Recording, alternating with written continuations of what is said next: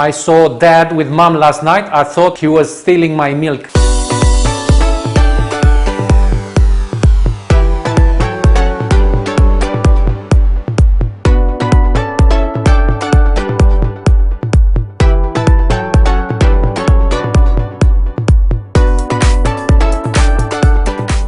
Welcome to 5D Mark III full review. I know I'm about 2 years late on this camera, but I have made myself a commitment to review the entire Canon range.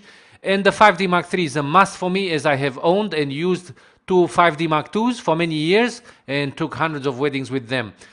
This is a top quality, very popular camera today, destined for the high enthusiast or professional photographer who can afford $3,000 price ticket and around. It's a full-frame 22.3 megapixels camera with a CMOS sensor 36 by 24 millimeters. So the images will come out 5760 by 3840 pixels, which is a large enough picture for anyone, unless you want to print large billboards on a street. And probably for that, a 50 megapixel will be much better. Anyway, let's go through the specs. Shutter speed from 30 seconds to 1/8 thousandths of a second, 6 frames per second shooting continuously, dual slot CF card and SD card, which is a fantastic option to use either for more memory or just duplicate shots onto different cards, a very reliable and secure way to avoid any cards damage. It has 61 autofocus points, from which 41 are cross type. Shots full video HD 920 by 1080p at a maximum 30 frames per second, and 2080 by 720p at a maximum 60 frames per second, which is unfortunately a little bit less than the Canon 70 Mark II. It has a 3.2 inch LCD monitor with 100% coverage, and it weighs around 860 grams.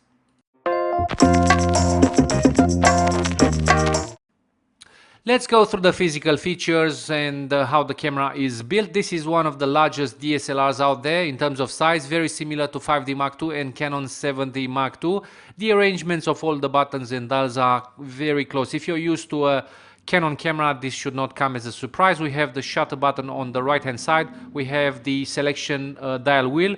We have the white balance buttons on top, the drive autofocus, ISO, and the light. We've got obviously the LCD top screen, which is very useful, and we've got at the back, looking at the autofocus back button, the star button, and the zoom, and that's a selection for the autofocus points. We've got the start and stop for video and the selection of video and still. We've got the joystick in the position exactly like the 5D Mark II. We've got the quick button, which is quick select for functions.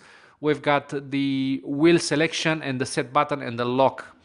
On the right hand side, we've got top dial for the shooting mode. We've got on and off button. We've got the menu info. We've got the picture style button, rate button, zoom, play, and the delete button. Coming to the left hand side, we've got a few jacks, very useful. We have the microphone, which is for introducing sound from an external unit to the camera when shooting video. We've got, for the first time, probably not the first time because the Canon 70 Mark II has it as well, we've got the earphones, which is very useful if you're shooting video. Also, we've got the flash input, and we have an intervalometer slot.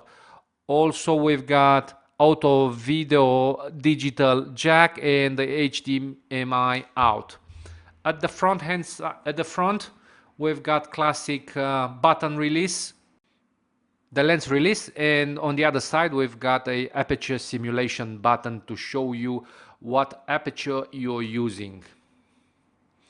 No pop-up flash, because this is more for professionals, and professionals are not using pop-up flash. It's a nice feature. I would have loved to see it because now I got used to the 70 Mark II, but that's not a biggie.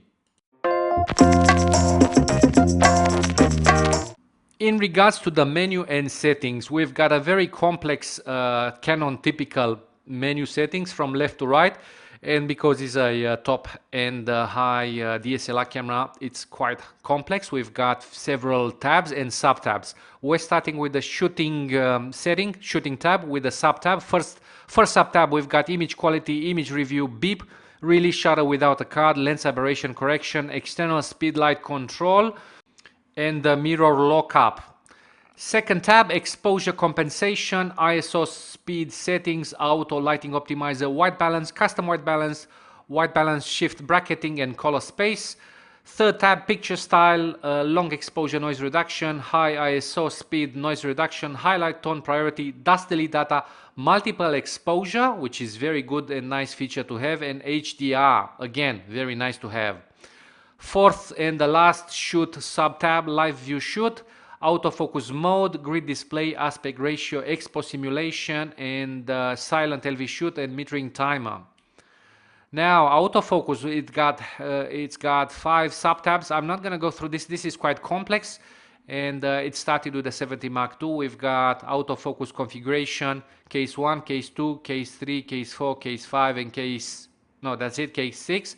There are 6 different types of action, and Canon makes the difference between these types of sensitive and acceleration, decelerations. We're not going to go through in more detail than this. Second sub-tab, AL Servo first image priority and second image. I don't know what these things are doing yet, but we'll find out soon. Third sub-tab, USM lens electronic manual focus, autofocus assist beam firing, and one shoot autofocus release prior. Fourth sub-tab, lens drive when autofocus impossible, selectable autofocus points, selectable autofocus area selection mode, autofocus area selection method, and orientation linked to autofocus point. Quite complex if you ask me, so the focusing system is very complex. Five sub-tab, the fifth sub-tab, manual autofocus for manual autofocus point selection pattern, autofocus point display during focus, visual finder display illumination, and autofocus micro adjustments. We're going to the next play tab with 3 sub-tabs. Nothing that will influence the picture, is just playing the pictures, protect, rotate, erase images, print auto, image copy, raw image processing, resize, rating, slideshow, image transfer, image jump. And the third one, highlight, alert, autofocus point display, playback grid, histogram, movie play count, magnification, control over HDMI.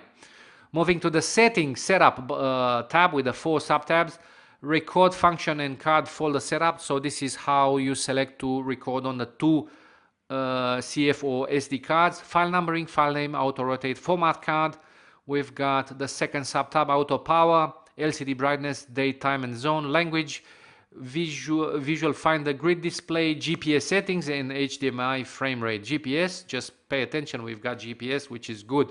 Video system, PAL, battery info, sensor cleaning, info button display options, rate button function. And the fourth sub-tab, custom shooting mode, clear all camera settings, copyright information, firmware version. Now we're going to custom function exposure, level increments for the exposure, ISO speed setting increments, bracketing auto cancel, bracketing sequence, number of bracketed shots, safety shifts, warning, LV shooting area display dial during TV AV, multifunction lock and custom controls, add cropping information, default erase option, and the last one, clear all custom function. Final tab, my menu, and this is where you will select manually your preferred settings, because this menu settings is quite complex. It takes a long time to actually find the setting you want to play with. In terms of video settings, we need to switch the button to the video shooting mode so we can actually see the settings. That will actually change the shooting conditions tabs 4 and 5. So shooting 4 movie, we have autofocus mode, grid display, movie recording size, and sound recording, silent LV shoot, and metering timer. And we've got the final one, time code, silent control, movie shooting button, and HDMI output. Now I want to mention a few things here because they are very important. The autofocus mode is less than 70 Mark II. This camera has a problem which I find it a deal breaker for me. which is basically not having movie servo autofocus. That means if I put my camera on a tripod, it will not follow the subject moving. It will just stay. You need to focus this manually or autofocus by pressing a button. So remember, camera will not follow the subject. Also, movie recording sizes, we've got only 7 options, less than the 70 Mark II, which has 9 options, and the 70 Mark II shoots MOV and MP4. This one doesn't. So for this one, 50 frames per second is the maximum of 1280 by 720p. And that's a little bit disappointing because 70 Mark II exceeds these settings.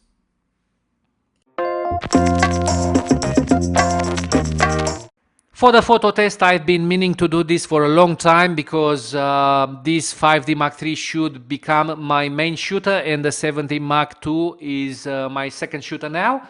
And I just want to make the difference between the full frame sensor and the crop sensor. I've always been very proud of my full frame sensor cameras, but today's the differences are blurring, and I'm not sure if the difference in $1,000 will justify, because I see only this as a plus of 5D Mark III on top of the 70 Mark II. Anyway, let's put these cameras to the photo test in the best and the worst conditions to see the differences.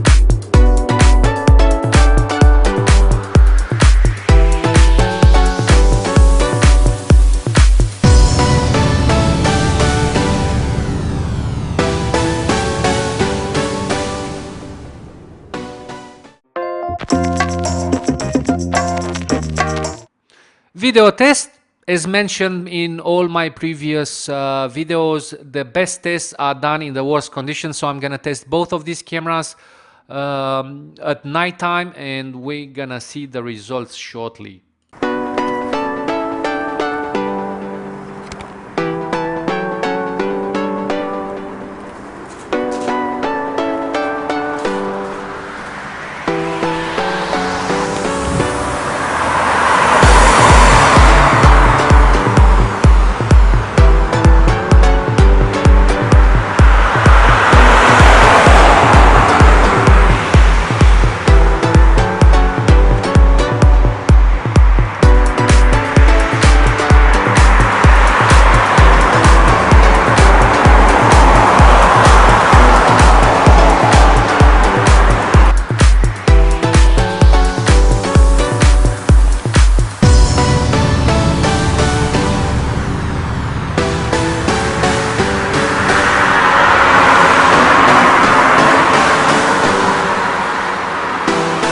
This is ISO 16000 for 70 Mark II, and this is ISO 12800 for the 5D Mark III, the maximum it can get in the video mode.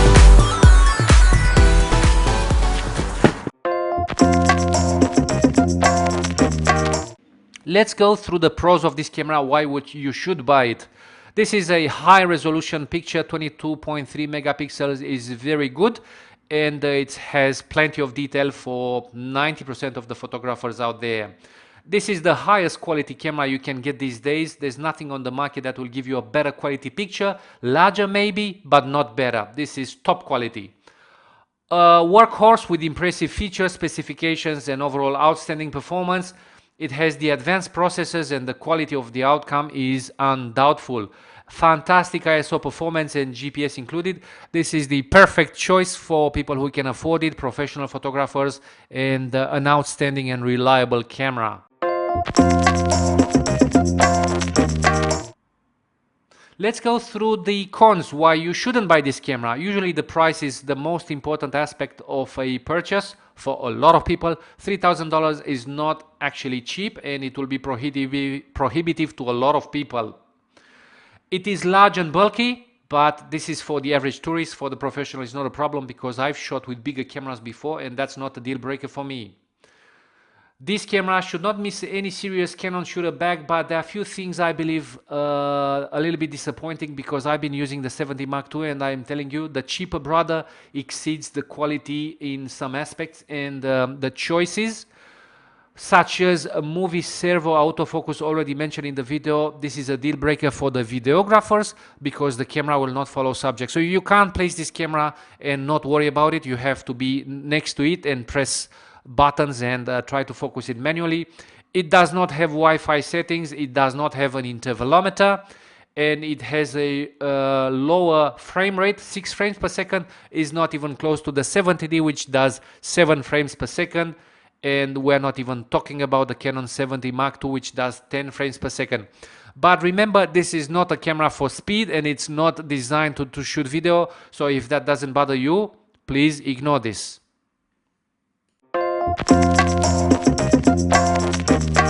Where you should buy it from, I'm gonna place few links down below, but I'm pretty sure you'll find it very easy just by googling it in your area. Also, the biggest retailers have the best prices, so you better check them out. My personal conclusion, even if I'm 2 years late from any other reviewers on the market, I was really looking forward testing this camera because I was a 5D Mark II previous owner, and the 5D Mark II made me very happy as long as I had both of cameras. This camera is perfect for any serious photographer who doesn't care really about video and speed and can afford this price point. It comes with fantastic quality, low light performance, and there's not much better way up than this. Probably today 5D Mark III is a little bit seasoned as a product, and there are better versions and sensors and processors out there. So I don't think this will be on the market for few more years to come. I think we're gonna see a replacement very soon from the Canon manufacturers. But if you are still in the market for a top quality full frame sensor camera, this will definitely not disappoint you. If you are a beginner photographer, you're still struggling with the basic concepts of photography or camera settings, I would like to extend the invitation for you to check out my book, Master Your Camera in 10 Easy Exercises, where you can actually learn in 10 days how to control your camera completely in manual mode and also understand all the basic concepts of photography. Check out the website. Remember to subscribe, see all the detailed instruction how you can get your copy today, and until I see you next time, I wish you happy shooting. Thank you very much.